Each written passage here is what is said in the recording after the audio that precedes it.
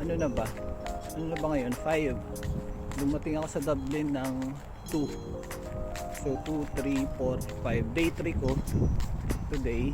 Turn left onto Shalog Road. Okay. Maglalakad kasi ako ngayon. Pupunta ako dun sa bike shop dito sa Dublin na nagtitinda ng trek na bike. Kahapon pumunta na ako dun. Ayun sa ibang shop, nilakad ko lang din 2 kilometers away from bahay. And wala silang available na gusto ko. Giant yung binebenta nila at hindi available ngayon. Parang next year pa daw. So ganun ka ang tawag dito, hindi siya available. So out of stock siya. So siguro konti lang yung yung supply nila. So ayun. Anyway, naglalakad ako. 3 kilometers na ako naglalakad kanina pa. Ngayon ko lang naisip na mag-video. Sobrang lamig ngayon, 2 degrees. 2 degrees ngayon dito. So okay naman. Tawag dito, manageable naman. Para sa akin kasi gusto ko rin naman ng malamig. Tsaka gusto mag-exercise. Bali kasi 3 kilometers 6 kilometers pala to away sa bahay. So sabi ko mag-exercise na lang din ako, tapos mag-explore ako. So ayun, kasi sa mga susunod na araw magiging busy na, wala nang time para gumala. So tinake ko na tong opportunity na to para makapag-libot at para makita ko ano yung nasa paligid ko dito. So ayun, tara puntahan natin yung bike shop. Tingnan natin kung mura lang yung mga trek bikes nila at kung may available na medium frame. Naharap ko kasi yung Marlin 6. So let's go, explore natin tong Dublin.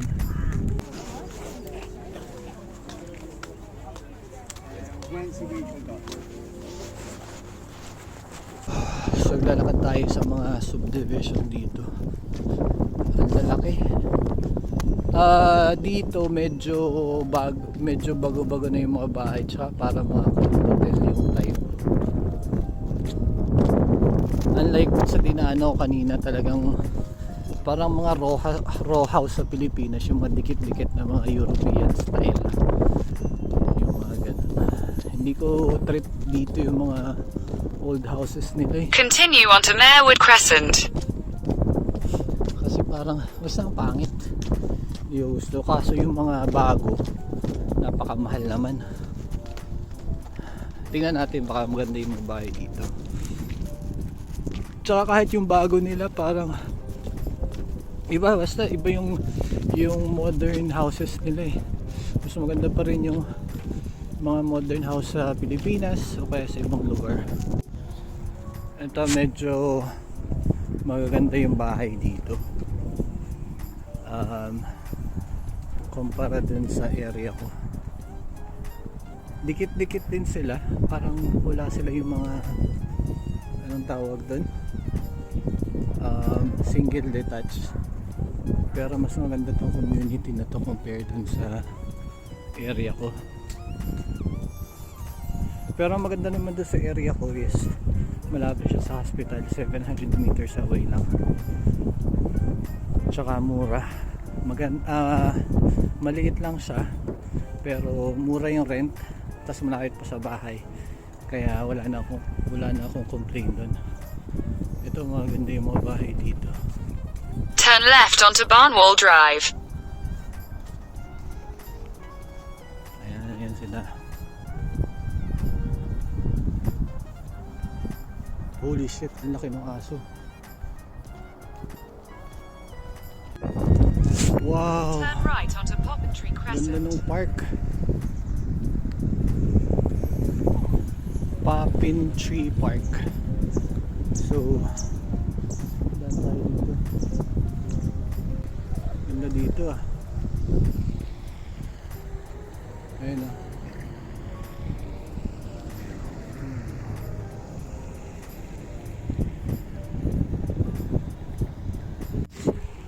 Tayo na yung aso kanina, wala sa leash. German Shepherd pa naman na napakalaki. Nakakatakot. Akala ko lalapitan ako eh. Buti na lang. Yung mga tao dito, nilalakad nila yung ibang aso nila ng walang leash. So, pero yung iba naman meron. Pero di ba nakakatakot? Mamaya bigla ka na lang kagatin nun. Dito. May entrance pala dito. Buti bukas. Mas malapit kasi kung papasok ako dito compare dun sa labas. May shortcut dito eh. Kaso lang meron na namang asong naka-unleashed. Visit. Pero malayo na siya. Puntahan natin. Turn right. Ang ganda. Sarap mag-jogging.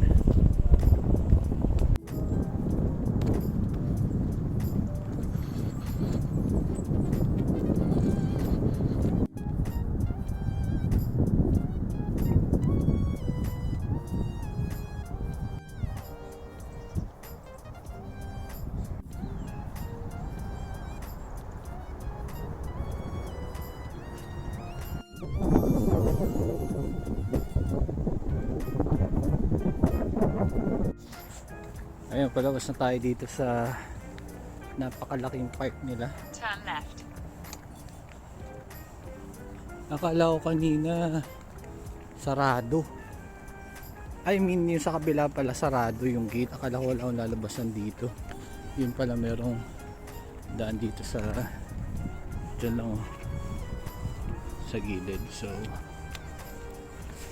buti na lang. Otherwise naglalakad na naman tayo pabalik. Whew. Turn left. Malapit na. Parang ilang kilometers na lang ba? 1 kilometer away na lang yata. Ngayon yung bukas. Buti na lang.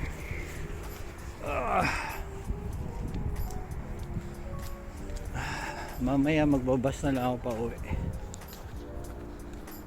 Kasi hindi ko na kaya maglakad ulit. Lamig kasi. Ito maganda yung ano dito, community nila.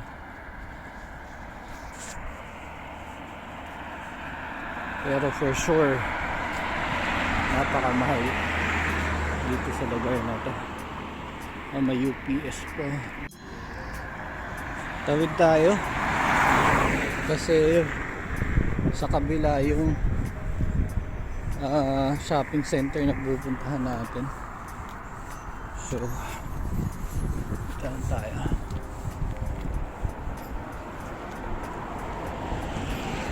Ito yung pharmacy nila dito.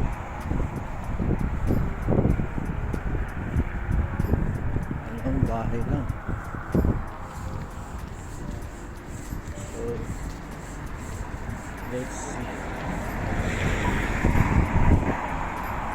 Nilayo ko yung camera kasi biglang umilag yung babae. Nung nakita niya nag-video ako eh. Kala mo naman i-video ko siya.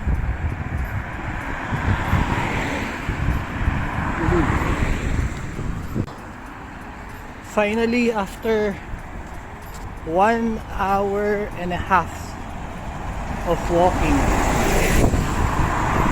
nandito na tayo. Feeling ko ito na yan eh. Yung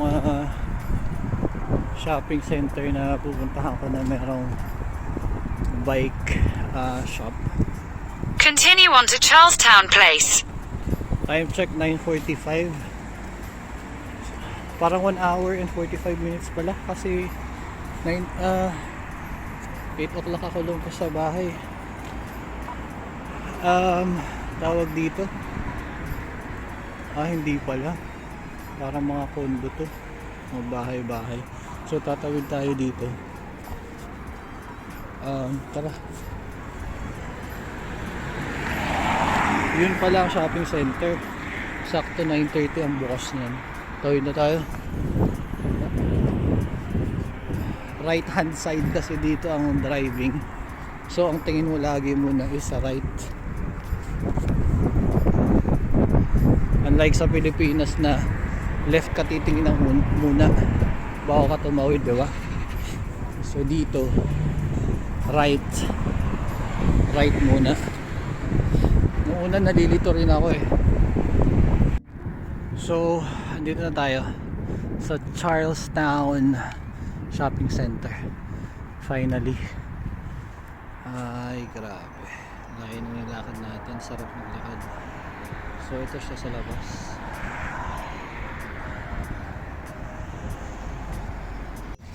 Tara, pasok tayo. Kailangan kasi nakamask. Pasukin natin. Pasukin natin kung anong meron. Your destination is on the right. So ito yung entrance ng mall. Andito ako sa tabi ng heater nila. Ang sarap. Ito yung hinahanap ko. Nasa bungad lang pala. Wheelworks. Check natin yung mga bike. Oh my god. Ito ang gusto ko. Tanginang presyo yan. 999 euros. Pero bangis. Marlin ano kaya to?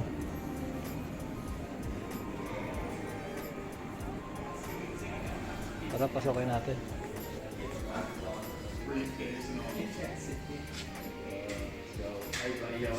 Hi, good morning.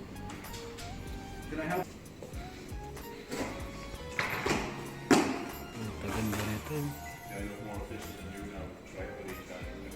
Marlin 7.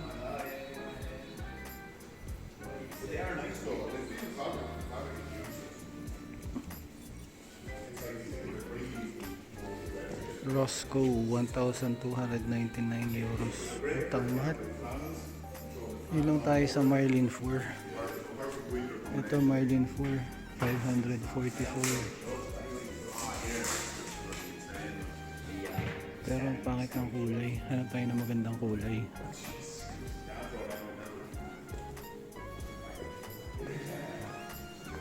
Ito mga pababae. Pro Caliber 9.5 1,999. Mahal. 1,099. Ito Marlin 6 pula. 669. Putang ganda dito.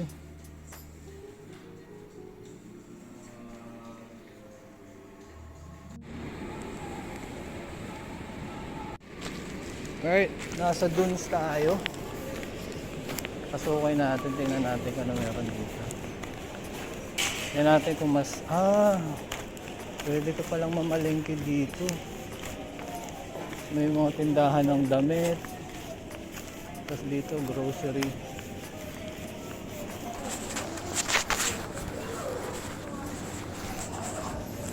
Tingnan nga natin kung murang pagkain dito.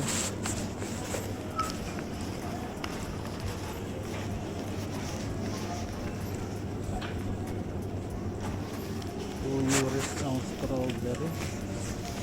Ang mura na to. 245 bro. Raspberry. Mura na yun.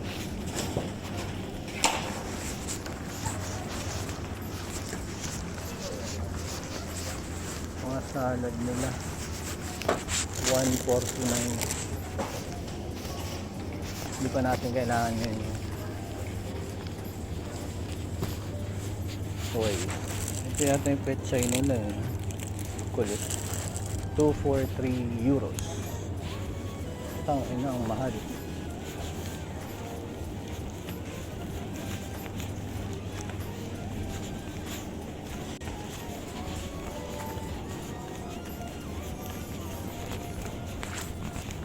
Patatas, isang bag 1.25 kilogram is 2.49 pounds. At bet ba pounds ako ng pounds, euros pala. Ito magkano kaya ito mga to? Broccoli Spain 1.78. Pwede na.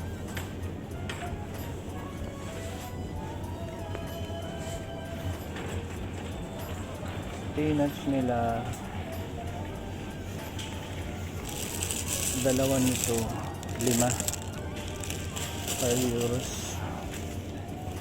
Ano to? Cabbage. 1.79.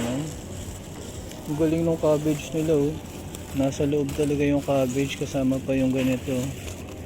Yung dahon. Actually wala na akong bibilhin kasi nabili ko na lahat. Yung mga basic ano ko. Chicken, ayoko na ng chicken pero anyway fillet nila is 4 euros 420 grams.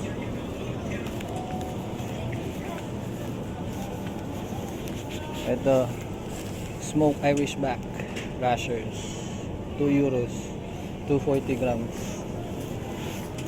Ito back rashers 480 grams 4 euros. Yung mga bacon nila parang 2 euros 400 grams.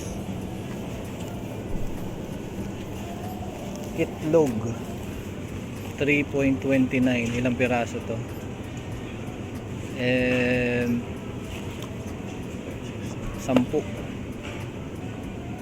Okay. Ito salmon. Puta, 12 pounds. Ganyan kalaki. Pwede na. Ilang araw mo ng pagkain yan, ha? Ito half the price. Oh my god. 6 euros na lang, oh. Ang mura ng salmon dito. Samantalang sa Saudi, napakamahal yan. 6 euros. Mga 360 lang. Ang laki na. Ito. Tingnan natin ito mga kami. 16 euros. Ganito kalaki. Unsmoked Irish ham fillet. 4 kilograms. Itong maliliit. Ilan to? 1.4 kilograms. 6 euros din. Yung maliliit lang na ganito. 730 grams 3.65. Pwede na, mas mura dito ng konti kumpara dun sa area namin. Ooh, bacon ribs, baby back ribs, so 4.99. Sarap yan kasi bebake mo, no? Hindi na ako nakapag video dun sa loob pero ang binili ko lang ay parang maliit na karne, pork, 3.49 euros. Tapos ano pa ba, notepad, saka ano yun, parang tray, lagayan ng mga gamit ko sa bahay. Yun lang naman, total of 8.40 something euros. So ngayon pauwi na ako. Wala rin naman mapupuntahan dito. So i-figure out ko pa kung paano sumakay sa bus pa uwi. Magagamit ko na rin yung lip card ko, so we'll see. Alright, so naghihintay tayo ng bus ngayon dito sa bus stop 6364. Andun 11:08 daw yung dating. Puta, nahirapan pa ako. Pero nahirapan ako hanapin tong bus stop na to. Pero ano naman pala, kaya hanapin sa Google. So first time ko kasi, so kaya fini-figure out ko pa mga bagay-bagay. So first time natin sasakay sa bus gamit yung lip card. Pero iikot pa ng Dublin eh. Dublin city center. So tingnan natin kung anong magiging ruta natin. Parang 45 minutes total nung ride. So let's see.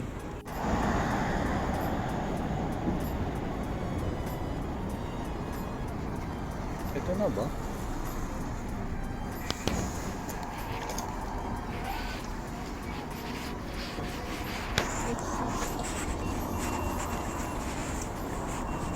Hi, good morning. This will stop in Dollier Street? Yep. Okay, thank you.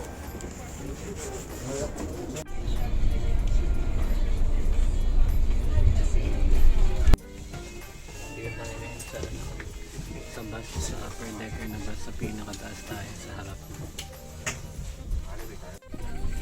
Colonel Pernell.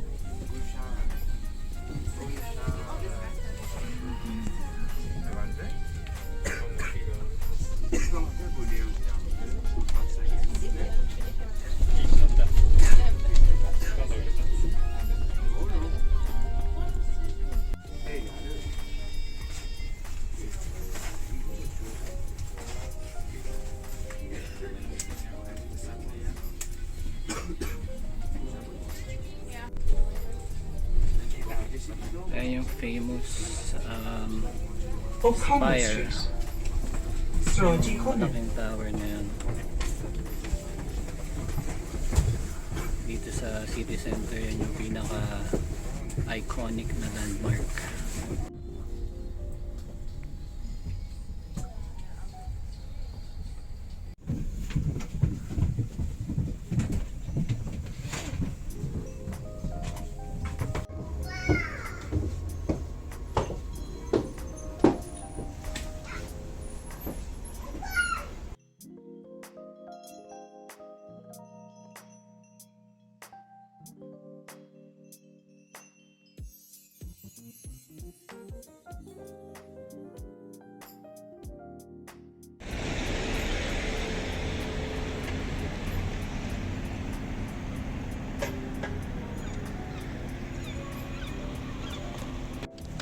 So ayun, lalakad na tayo. Doon na yung bus, putang ina, nag-iintay. Wala, hindi tayo madelay, man. Let's go. Doon yung bus ko, tang ina, habulin natin, go.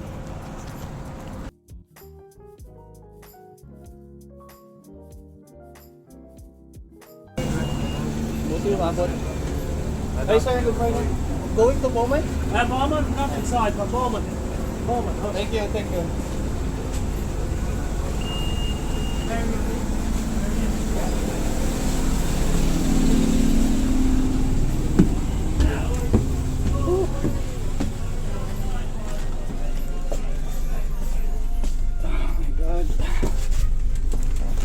Abot din. Grabe.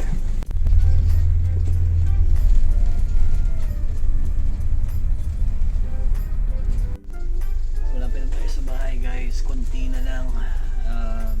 Para mga 4 stops na lang. So ayan.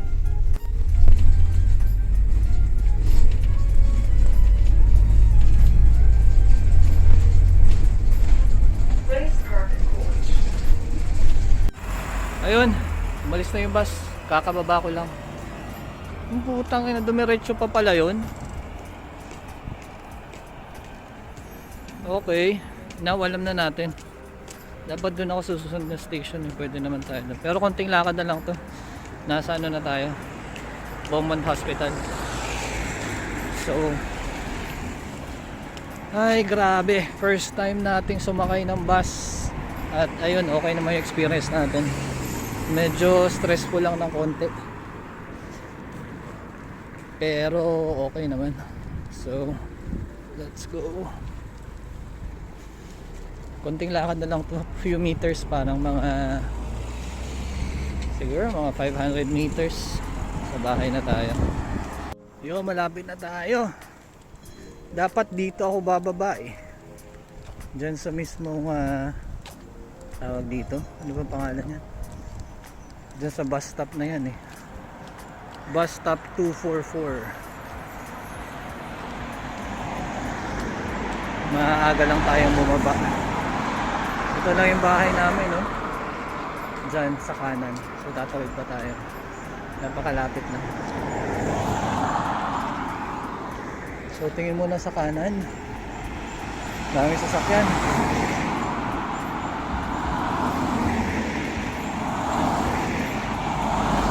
Naratawid. Tingin sa kaliwa. Safe. Bus 251 pala tong Sa kabila 244 tsaka 251. Dito na tayo sa kabila. Yung next kanto, yun na yung street ng bahay ko. So malapit lang, mga 1 minute walk from our accommodation. Nandun na pala yung bus stop. Hi, nakauwi din. 4 na oras ako nasa labas kanina.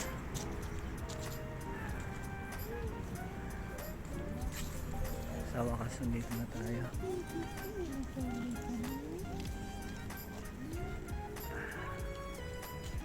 Ito na yung street namin, pakita ko sa inyo.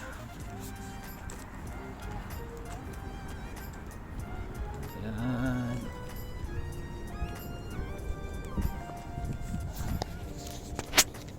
Alright. Thank you Lord. Pauwi na rin.